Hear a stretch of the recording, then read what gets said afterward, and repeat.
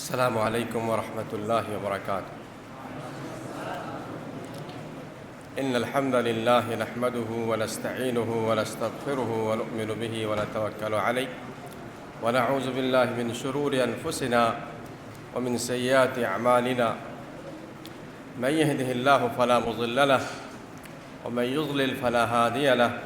وأشهد أن لا إله إلا الله وحده لا شريك له، وأشهد أن محمدًا عبده ورسوله. يا أيها الذين آمنوا اتقوا الله حق تقاته ولا تموتن إلا وأنتم مسلمون. يا أيها الناس اتقوا ربكم الذي خلقكم من نفس واحدة وخلق منها زوجها وبث منهما رجالا كثيرا ونساء، واتقوا الله الذي تساءلون به والأرحام إن الله كان عليكم رقيبا. يا أيها الذين آمنوا اتقوا الله وقولوا قولا سديدا يصلح لكم أعمالكم ويغفر لكم ذنوبكم، ومن يطع الله ورسوله فقد فاز فوزا عظيما. أما بعد، فإن خير الحديث كتاب الله، وخير الهدي هدي محمد صلى الله عليه وسلم، وشر الأمور محدثاتها، وكل محدثة بدعة، وكل بدعة ضلالة، وكل ضلالة في النار. قال الله تعالى في كلامه الحكيم: أعوذ بالله من الشيطان الرجيم. قل هل يستوي الذين يعلمون والذين لا يعلمون. وقال النبي صلى الله عليه وسلم: خيركم من تعلم القرآن وعلمه. عالی جناب صدر مجلس، شیخ الجامعہ جامعہ عالیہ عربیہ مولد بھنجن، اساتذہ جامعہ، ذمہ داران جامعہ، عزیز طلباء،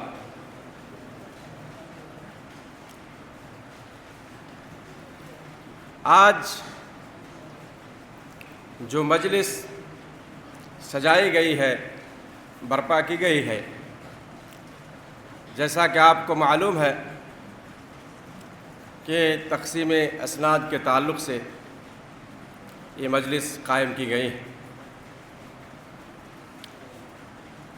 اور آپ کو یہ سند ایک مخصوص مرحلہ کو مکمل کرنے کے بعد آپ میں جوش و جذبہ کو مزید بڑھانے کے لیے یہ سند آپ کو دی جا رہی ہے۔ اسی مناسبت سے آپ کو یہ بات اپنے ذہن میں رکھنی چاہیے کہ چاہے عالمیت کا مرحلہ ہو یا فضیلت کا مرحلہ ہو، اور آپ نے اس مرحلے کو طے کر لیا ہو، یہاں آپ کو یہ سمجھنا چاہیے کہ یہ مرحلہ، جیسا کہ شیخ الجامعہ صاحب نے اس جانب اشارہ کیا ہے، کہ یہ صرف ایک نظام ہے، گویا کہ اکیڈمک نظام ہے جس کو آپ نے ابھی مکمل کیا ہے۔ اس سے کبھی بھی آپ کے ذہن میں یہ بات نہیں آنی چاہیے کہ اب ہم نے ایک اچھا خاصا علم حاصل کر لیا ہے، ایک بڑا مرحلہ طے کر لیا ہے، اب ہم کو مزید سیکھنے کی ضرورت نہیں ہے۔ بلکہ جس نے بھی اس طرح کی بات سوچی وہ علم سے وہیں پہ رک گیا۔ کہا جاتا ہے کہ من تکبر علی العلم ذہب عنہ، جو شخص بھی علم کے تعلق سے تکبر کا، غرور کا شکار ہوا، ذہب عنہ، تو علم اس سے چلا جاتا، روٹھ جاتا۔ اور کسی شاعر نے کہا ہے کہ العلم حرب للفتى المتعالی، العلم حرب للفتى المتعالی، کہ علم جو ہے یہ دشمن ہے متکبر نوجوان کے لیے کالسیل حرب للمکان العالی، جس طرح سے سیلاب یہ دشمن ہوتا ہے اونچی زمین کا، آپ دیکھیے گا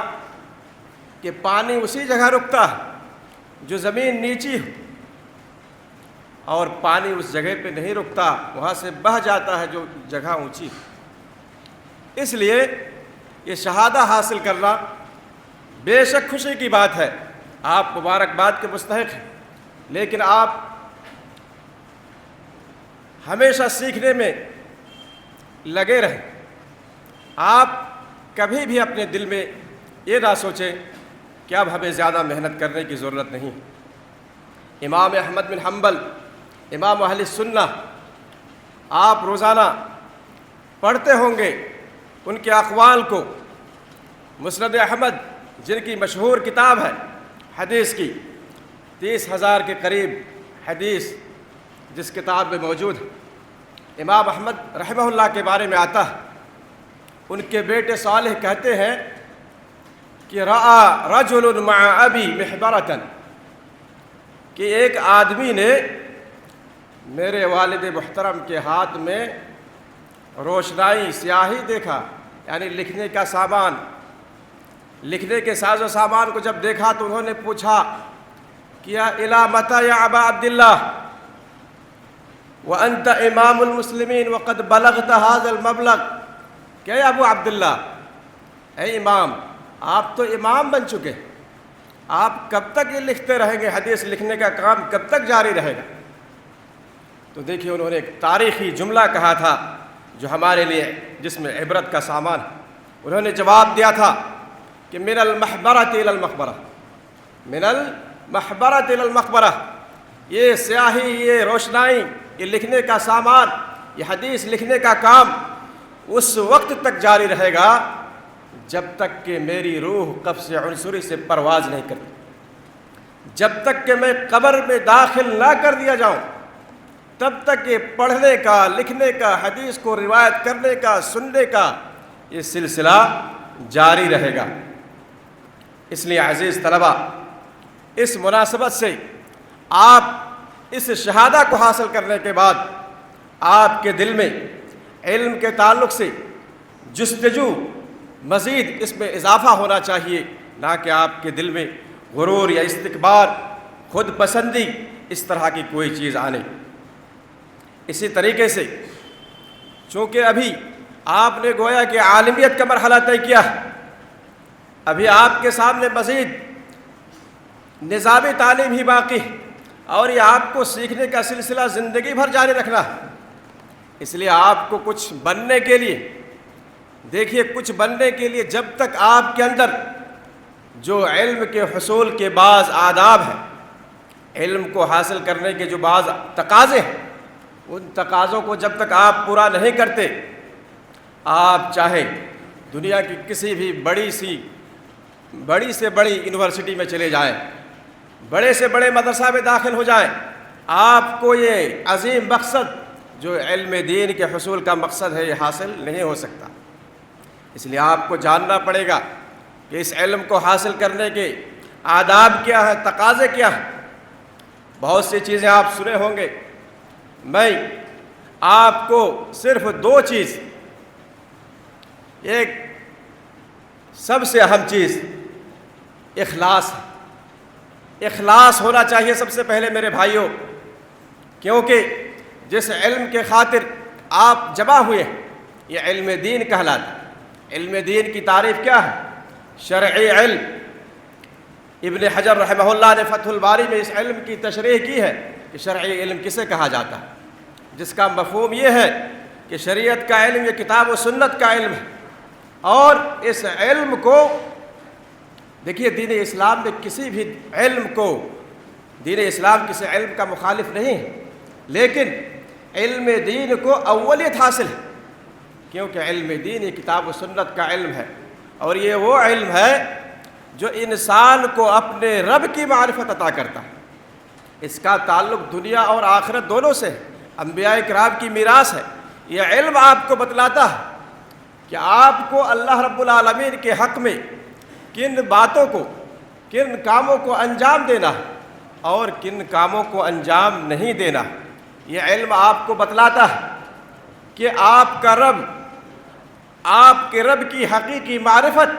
اسی علم سے ممکن ہے۔ اس علم کے بغیر کوئی بھی شخص اپنے مالک اصلی کو کما حقہ نہیں پہچان سکتا۔ اس لیے اس علم کی اہمیت زیادہ ہے، اولیت حاصل ہے۔ اور اس علم کی ضرورت کے بارے میں تو امام احمد بن حنبل نے یہاں تک کہا ہے کہ الناس احوج الی العلم منهم الی الطعام والشراب،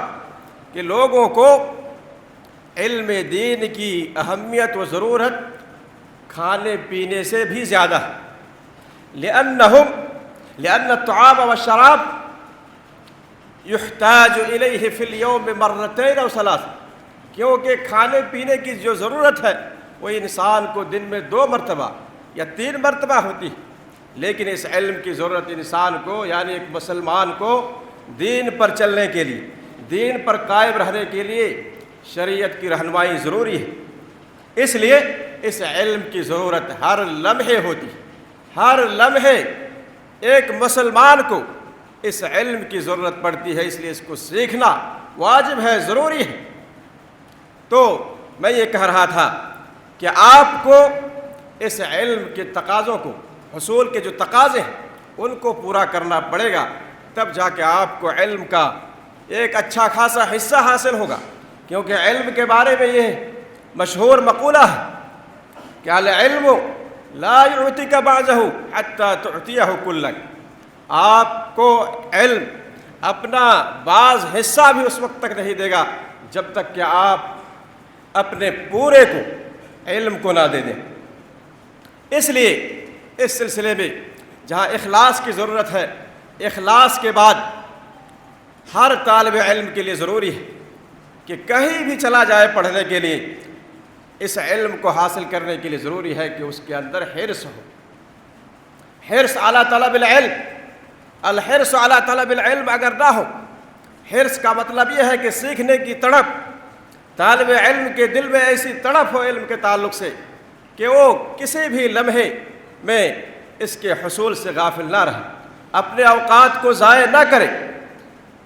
آپ امام شافعی رحمہ اللہ کے اس قول کو یاد کیجئے جب ان سے پوچھا گیا کہ امام آپ بتلائیے کہ کیف حرصک لطلب العلم، کہ آپ کی حرص کتنی ہے علم کو حاصل کرنے کے تعلق سے۔ اسی طرح سے ان سے پوچھا گیا کہ کیف طلبک للعلم، کہ آپ علم کو کس طریقے سے طلب کرتے ہیں۔ تو انہوں نے 2 جو جواب دیا، پہلا جواب جب ان سے پوچھا گیا کہ حرص کتنی ہے آپ کی، تو انہوں نے کہا کہ حرص الجموع المنوع على بلوغ لذته من المال، مجھ کو علم کے تعلق سے اتنی ہی حرص ہوتی ہے جس طرح ایک جموع یعنی بہت زیادہ مال کو جمع کرنے والا شخص،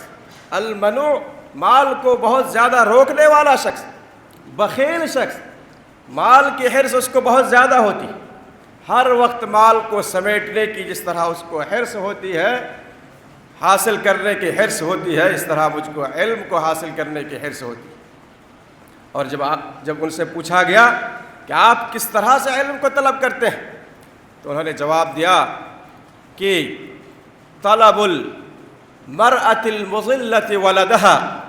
وليس لها غيره، کہ جس طرح سے ایک عورت ہو اور اس کے پاس ایک ہی بچہ ہو،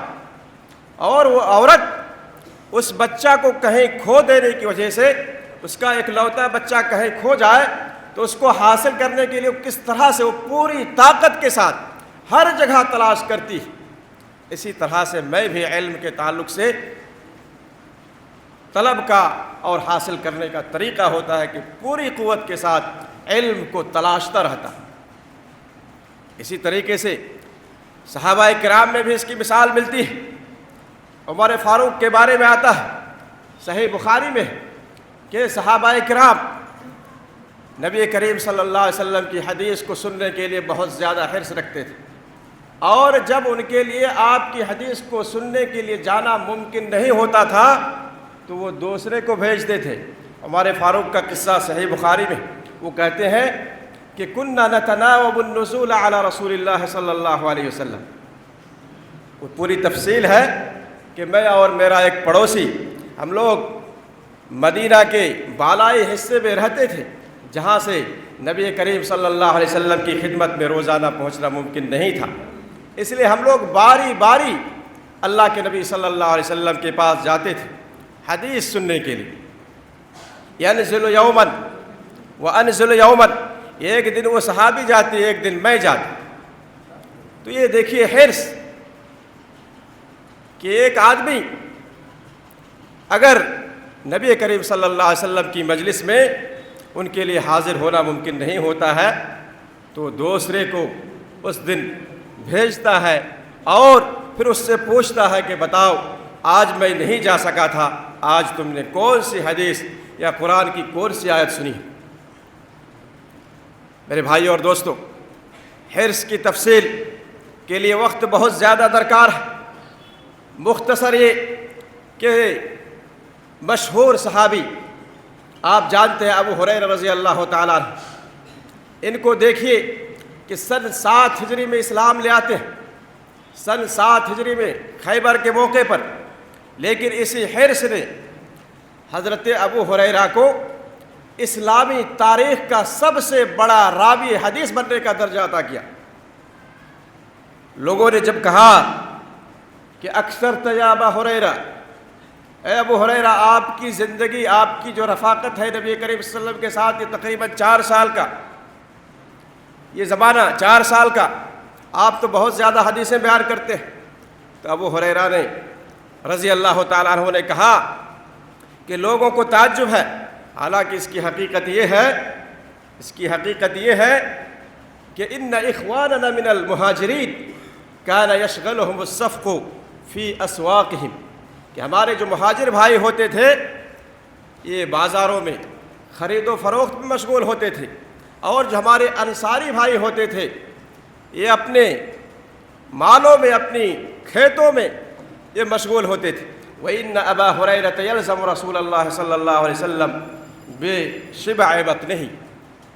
اور ابو ہریرہ اپنے بارے میں بتلاتے ہیں کہ ہم کو صرف اتنی فکر ہوتی تھی کہ صرف کھانا مل جائے پیٹ بھر کر، پھر اس کے بعد باقی ساری فکر اس بات پر منحصر ہو جاتی کہ کس طرح سے اللہ کے نبی صلی اللہ علیہ وسلم کے پاس میں پہنچے رہوں اور آپ کی باتوں کو سننے کا موقع ملے۔ کہہ رہے کہ یہی حقیقت ہے، یہی وجہ ہے کہ ابو ہریرہ رضی اللہ تعالیٰ عنہ یحذر ما لا یحذرون ویحفظ ما لا یحفظون، کہ اس کی وجہ سے مجھ کو نبی کریم صلی اللہ علیہ وسلم کی ان باتوں کو سننے کا موقع ملتا تھا جو اور لوگوں کو نہیں ملتا تھا، اور وہ حدیثیں میں یاد کر لیتا تھا جو اور لوگ یاد نہیں کر پاتے تھے۔ تو حرص بہت ضروری ہے، اس لیے آپ جہاں پر بھی رہیں، جس جامعہ بھی رہیں، آپ کو اگر اس عظیم مقصد کو حاصل کرنا ہے تو آپ اپنے اندر حرص پیدا کیجیے۔ لو کان ھذا العلم یدرک بالمنى ما کان یبقى فی البریۃ جاہل، صرف آرزوؤں سے اگر یہ علم حاصل ہو جاتا تو ما کان یبقى فی البریۃ جاہل، مخلوق میں کوئی بھی جاہل نہیں بچتا۔ اخی لن تنال العلم الا بستۃ سأنبئک عن تفسیرها ببیان ذکاء وحرص۔ مشہور یہ شعر آپ نے پڑھا ہوگا کہ شاعر جن 6 چیزوں کی رہنمائی کرتا ہے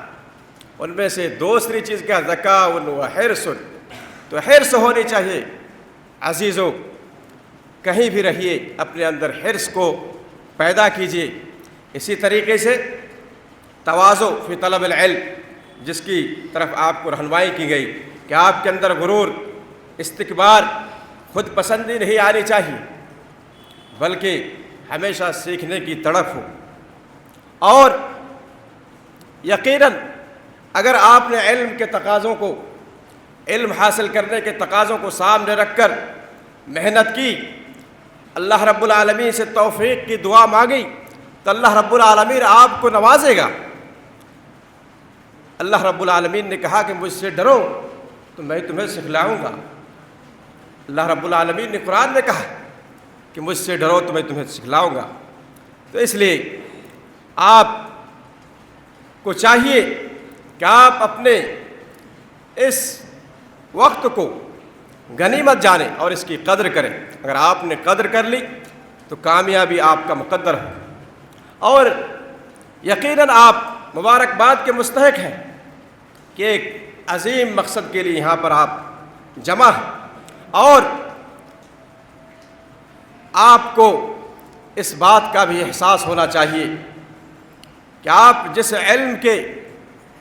علم کی تلاش میں یہاں اکٹھا ہوئے اور جس کے لیے آپ کے والدین نے آپ کو بھیجا ہے، کہ یا آپ کے جامعہ والوں نے آپ کو یہاں بلایا ہے، اور اس کے لیے بہت سارے وسائل کو آپ کے لیے مہیا کیا ہے، اس کی ضرورت ہے، ہر مسلمان کو ضرورت ہے، اور خصوصاً آج کے زمانے میں اس علم دین کی شرعی مسائل کو بتانے کی سخت ضرورت ہے۔ بہت زیادہ جہالت پائی جاتی ہے۔ آپ یہاں شہروں میں رہتے ہیں، لیکن آپ میں سے بہت سے لوگ دیہاتوں سے آئے ہوں گے۔ آپ کو پتہ ہوگا کہ بہت سے لوگوں کو حلال و حرام کے تعلق سے معمولی چیزیں معلوم نہیں ہیں، اور بہت سی برائیوں کا سبب یہ جہالت ہے۔ اس لیے آپ کو یہ خیال رکھنا ہوگا کہ آپ پر بہت بڑی ذمہ داری ہے، اور آپ جس طرح سے جانتے ہیں کہ کسی بھی منکر کام کو روکنے کی ذمہ داری امت مسلمہ کے ہر فرد کی ہوتی ہے، لیکن اس میں سب سے زیادہ ذمہ داری ایک عالم دین کے ہونے کے ناطے آپ کی ذمہ داری زیادہ ہے۔ اللہ نے فرمایا ہے کہ فَلَوْلَا نَفَرَ مِن كُلِّ فِرْقَةٍ مِّنْهُمْ طَائِفَةٌ لِيَتَفَقَّهُوا فِي الدِّينِ وَلْيُنذِرُوا قَوْمَهُمْ إِذَا رَجَعُوا إِلَيْهِمْ لَعَلَّهُمْ يَحْذَرُونَ وَلْيُنذِرُوا قَوْمَهُمْ إِذَا رَجَعُوا۔ جب آپ علم کی دولت سے مالا مال ہو جائیں، جب آپ کو صحیح علم یہاں پر حاصل ہو جائے، تو آپ کے اوپر بہت بڑی ذمہ داری ہے۔ آج آپ کو صحیح علم کو، صحیح منہج کو سیکھنے کی ضرورت ہے۔ فکری طور پر آپ کو مضبوط ہونا ہے کہ آپ کس فکر کو یہاں پر حاصل کر رہے ہیں۔ اس علم کے بارے میں آتا ہے، علم دین کے بارے میں، کہ ان ھذا العلم دین فانظروا عمن تاخذون دینکم، کہ یہ علم دین، یہ شرعی علم، یہ دین کا مسئلہ ہے۔ اس لیے آپ دیکھیے کہ آپ اس علم کو کس سے حاصل کر رہے ہیں۔ اس لیے یہاں پر آج کے زمانے میں خصوصی طور پر اس بات کی ذمہ داری بڑھ گئی ہے کہ آپ جو دین کا صحیح مسئلہ ہے، اور جو اہل سنت والجماعت کا طریقہ ہے، منہج ہے، چاہے صحابہ کے تعلق سے ہو، چاہے حکومتوں کے تعلق سے ہو، چاہے دین کے مسائل میں ہو، چاہے عقائد کے باب میں ہو، ان باتوں کی طرف خصوصی توجہ دینا آج کی ضرورت بن گئی ہے مشائخ۔ آج آپ کی ذمہ داری بڑھ گئی ہے کہ آپ پہلے تو خود اپنے آپ کو مضبوط کریں، اور صحیح فکر کو آپ پھیلائیں، صحیح فکر کی آپ دعوت لوگوں میں پیش کریں۔ میں انہی باتوں پر اپنی بات کو ختم کرتا ہوں، اور اللہ رب العالمین کا شکر بجا لاتا ہوں کہ اللہ رب العالمین کی توفیق سے آپ کے اس عظیم اور تاریخی جامعہ کی زیارت مجھے نصیب ہوئی، اور ساتھ ہی ساتھ یہاں کے تمام ذمہ داران کا، خصوصاً شیخ الجامعہ اور ہمارے برادرم شیخ عطاء الرحمن صاحب کا، کہ انہوں نے تواصل کر کے مجھے اس جامعہ کی زیارت کا موقع فراہم کرنے میں اہم رول ادا کیا۔ اللہ رب العالمین جامعہ کے تمام ذمہ داران کو اس کا بہترین بدلہ عطا کرے، اس جامعہ کو ترقی عطا کرے، اور اس جامعہ کے فارغین کے ذریعے سے اللہ رب العالمین دین کا کام تا دیر تا قیامت لیتا رہے، آمین۔ وآخر دعوانا الحمد للہ رب العالمین، والسلام علیکم ورحمۃ اللہ وبرکاتہ۔